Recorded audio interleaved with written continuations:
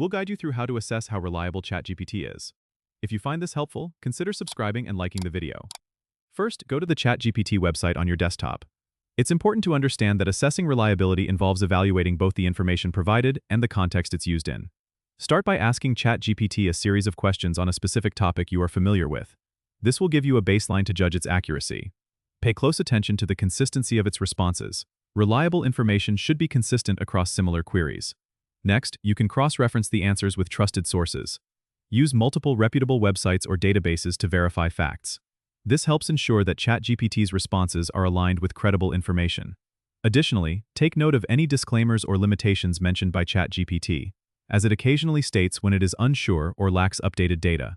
Remember, ChatGPT is a tool to assist, not replace, human judgment. For complex or critical topics, it's always best to consult a human expert. You might also consider the context of the conversation. Sometimes, the way a question is phrased can influence the response. Rephrasing your question can provide more comprehensive answers. Finally, stay updated with ChatGPT's release notes or updates, as improvements are continuously made to enhance reliability. Don't forget to subscribe and comment if this helped you out.